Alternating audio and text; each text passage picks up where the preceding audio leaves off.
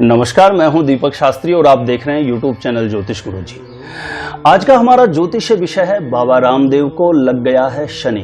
हाँ, बाबा रामदेव की कुंडली में अभी चल रही है शनि की महादशा और शनि के ऊपर इन्होंने बहुत सारे हास परिहास भी करे हैं, लेकिन अभी प्रेजेंट टाइम में चल रही है शनि की महादशा। और आज का ज्योतिष विषय मेरे जितने भी ज्योतिष के एस्ट्रोलॉजी के स्टूडेंट हैं उनके लिए बहुत खास रहने वाला है। कैसे किसी ग्रह की दशा में किसी व्यक्ति की जो भी वो हरकतें करता है, जो भी ग्रह उसको मजबूर कर देता है, वो किस तरीके से ग्रह बाउंड होता है, मैं बिल्कुल एकदम सही तरीके से समझाने वाला हूं। एस्ट्रोलॉजिकल हिसाब से, वैदिक एस्ट्रोलॉजी के अकॉर्डिंग पॉइंट टू पॉइंट हम बात करेंगे, ठीक है। तो इसके लिए हम उदाहरण के तौर पर बाबा रामदेव की कुंडली लेंगे। एक ऐसा प्रतिष्ठित व्यक्ति जिसने जन जन में योग को पहुंचाया, एक लोगों के अंदर सकारात्मक एनर्जी पैदा करी। ऐसे व्यक्ति की भी कैसे मति भ्रष्ट हो जाती है, कैसे बुद्धि भ्रष्ट हो जाती है और वो अपने आप को अहम ब्रह्मास्मि समझने लगता है, ठीक है। बाबा रामदेव की कुंडली में सबसे खास और जरूरी बात यदि देखने की है तो वह विशेष करके यह है कि इनकी कुंडली के अंदर कुछ ग्रह स्थिति ऐसी है कि ये सिर्फ अपने आप को ही सब कुछ समझते हैं। ये किसी दूसरे व्यक्ति को या किसी कार्य करने वाले व्यक्ति को तो ये बिल्कुल बेवकूफ या महामूर्ख समझते हैं। अभी कुछ दिन पहले इन्होंने एस्ट्रोलॉजी, ज्योतिषियों के प्रति, धर्म ग्रंथों के प्रति भी उल्टा सीधा कुछ कहा था इन्होंने, तो ये विवादों में आ गए थे। और अभी प्रेजेंट टाइम में तो इन्होंने ये हरकत बहुत ज्यादा पार कर दी, क्योंकि इस महामारी के समय में जो डॉक्टर्स भगवान का काम कर रहे हैं, लोगों की जान बचा रहे हैं, अपनी जान को बिल्कुल दांव पे लगा करके, ऐसे लोगों को इनको मोटिवेट करना चाहिए। लेकिन इन्होंने अपने आप को सर्वश्रेष्ठ साबित करने के लिए इनको डिमोटिवेट किया, इनके खिलाफ ऊट पटांग बोला और ये विवादों में आ गए। तो आखिरकार ऐसा कैसे होता है? तो आइए हम इनकी कुंडली देखते हैं। आप भी जाकर के इंटरनेट से इनकी कुंडली निकाल लीजिए, बहुत सारी कुंडलियां आ जाएगी। कर्क लगन की इनकी कुंडली है, मेरे सामने भी इनकी कुंडली है, तो इसके अकॉर्डिंग मैं बात करूंगा। आप जाकर के यूट्यूब या गूगल पर कहीं पे भी सर्च करेंगे बाबा रामदेव की कुंडली तो वो निकल करके सामने आ जाएगी। कर्क लगन की इनकी कुंडली है और प्रेजेंट में चल रही है शनि की महादशा, उसमें चल रही है बुध की अंतर्दशा। तो देखिए शनि में बुध कैसे इनसे मजबूर करता है इनको कोई विवादित बयान देने के लिए, है ना। और ऐसा धीर व्यक्ति जो इतनी सकारात्मक बातें करें, इतना बड़े स्तर पर वो अपने आप को रखते हैं, वहां से ऐसी कैसी हरकत कैसे कर सकते हैं कि वो डॉक्टर्स के खिलाफ बोलते हैं। और वो किसी को मैंने देखा है उनके, वो बड़े बड़े जो हमारे जो सम्मानित जो बड़े बड़े ज्योतिषी गण हैं उनका भी वो अपमान करते हुए मैंने उनको सुना है, देखा है। तो ऐसी हरकतें ऐसा व्यक्ति कैसे करता है? देखिए समझिए, शनि की दशा चल रही है और शनि विशेषकर वाद विवाद, कोर्ट कचहरी आदि का कारक माना जाता है। या आप यूनिवर्सिटी की किसी ऑथेंटिक बुक में भी देख सकते हैं, ये क्लोज बिल्कुल स्पष्ट मिलेगा, ठीक है। और जब इसकी दशा चलती है तो व्यक्ति को मजबूर करता है उस तरफ ले जाने के लिए। और बुध जो होता है वाणी का कारक ग्रह होता है और इनके 5th हाउस में बुध बैठे हैं केतु के साथ। केतु कौतक का, विवादों का कारक होता है। तो ऐसा व्यक्ति, देखिए एस्ट्रोलॉजी कितनी सटीक है यार। आप जब एस्ट्रोलॉजी की बुक्स जो पढ़ेंगे, स्टडी करेंगे, और मैं तो ये आज का वीडियो मैंने बनाया है जो मेरे एस्ट्रोलॉजी के स्टूडेंट्स हैं उनके लिए बनाया है मैंने ये वीडियो, ताकि उनको अच्छे से समझ आ सके। और कभी भी जब कोई व्यक्ति इस तरीके के गलत स्टेटमेंट दे, कोई व्यक्ति कोई भी ऐसी गलत हरकतें करे, उच्च पद पर बैठा हुआ व्यक्ति, तो तुरंत उसकी कुंडली निकाल करके उसको स्टडी करो। आपकी बहुत अच्छी रिसर्च होगी एस्ट्रोलॉजी के ऊपर और आप बहुत श्रेष्ठ और बहुत अच्छे देवज्ञ बन सकते हैं। तो यही हम बाबा रामदेव के ऊपर करते हैं। शनि की महादशा चल रही है, कर्क लगन की कुंडली में शनि हो जाते हैं मार्केश।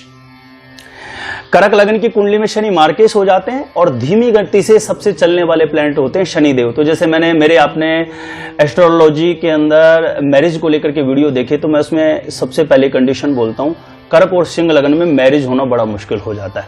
इनकी कुंडली में कर्क लगन तो है ही, लेकिन मांगलिक दोष भी यहां पर बन जाता है। तो मैरिज का सुख तो खैर इनको मिला ही नहीं है, ठीक है।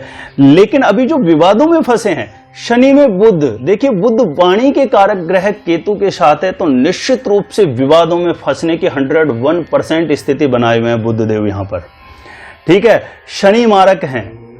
होता क्या है कि जो व्यक्ति नियमित योग, प्राणायाम, ध्यान, साधना करता है ना, तो क्या होता है कि ग्रह का प्रभाव उसकी बॉडी के अंदर आता है। तो ऐसे व्यक्ति के ऊपर बहुत ज्यादा स्थितियां नहीं आ सकती है, क्योंकि ये नियमित ध्यान साधना योग प्राणायाम करते हैं, लेकिन फिर भी ग्रह छोड़ता नहीं है कितना ही करो, क्योंकि शनि की महादशा चल रही है और शनि तो इन सभी चीजों का जनक माना जाता है।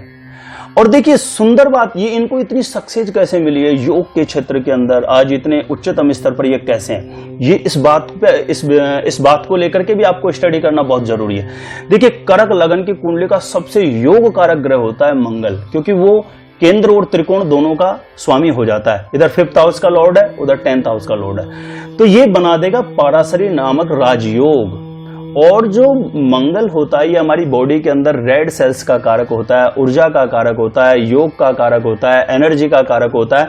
और वो ग्रह चंद्रमा और शुक्र के साथ बैठे हैं जो औषधि के कारक होते हैं। तो ये जड़ी बूटियों की जानकारी होना और योग प्राणायाम ध्यान साधना, ये मेडिटेशन जैसी बातें करना, ये इस तरीके से इस क्षेत्र में व्यक्ति को बहुत उच्चतम स्तर दिलाता है। तो वो वाली तो ठीक है इनकी बात, लेकिन इनकी वाणी का कारक ग्रह केतु के साथ है। तो ये दूसरे फील्ड के जो लोग हैं ना, उनको ये उनका अपमान करते रहते हैं। कभी भी इनको देखना कि इनको ऐसे लगता है कि इस पूरी दुनिया के अंदर ओनली मैं ही हूं, जो मैं कुछ बोल रहा हूं, मैं जो कुछ कर रहा हूं वही श्रेष्ठ है, बाकी अन्य तो सब बेवकूफ बना रहे हैं, अन्य तो सब लोग कुछ है नहीं। इनका ये अहम सबसे बड़ा माइनस पॉइंट बनता है इस कुंडली के अंदर।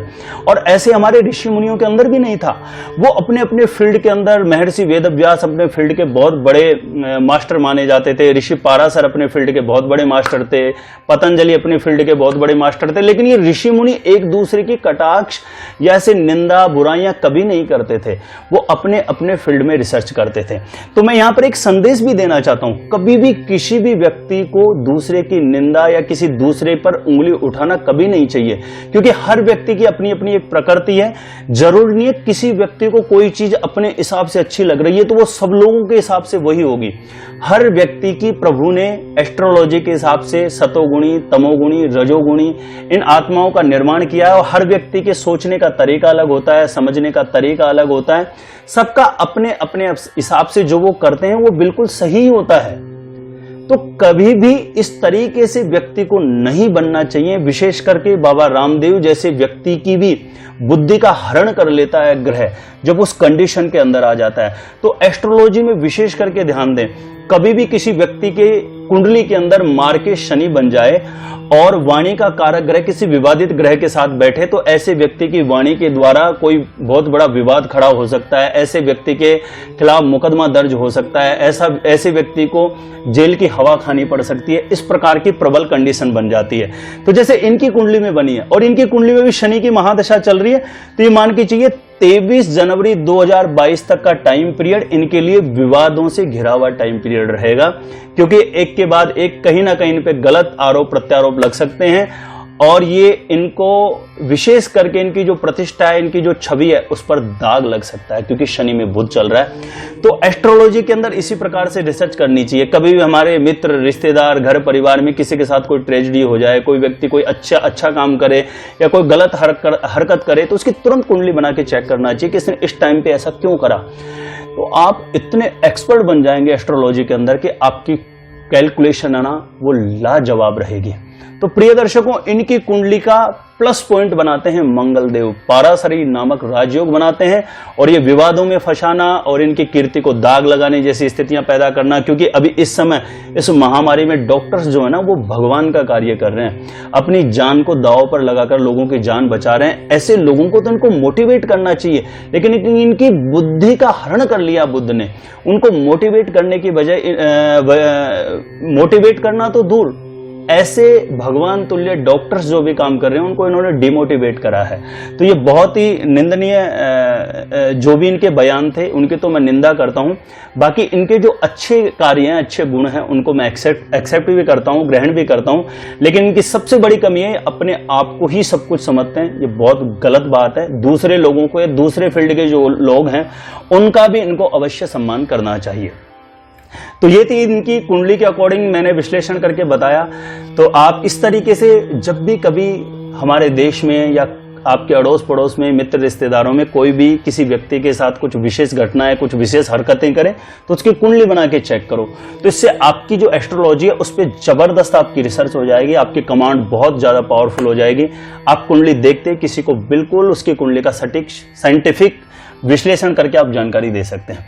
तो आज के लिए इतना ही था प्रिय दर्शकों। यदि ये जानकारी अच्छी लगी है और आप भी निकाल करके देखना इंटरनेट पर इनकी कुंडली, है ना, और डिटेल्स डाल करके आप रिसर्च करना। जो चीजें मैंने बताई है ना वो बिल्कुल एकदम 100% सटीक लागू होगी और मैंने ऋषि पाराशर जी के अकॉर्डिंग ये सारे पॉइंट्स आपको बताए हैं। तो उम्मीद करता हूं इस वीडियो के माध्यम से आप जरूर लाभान्वित होंगे और बाबा रामदेव जी आप ऐसी गलत हरकतें ना किया करें प्लीज।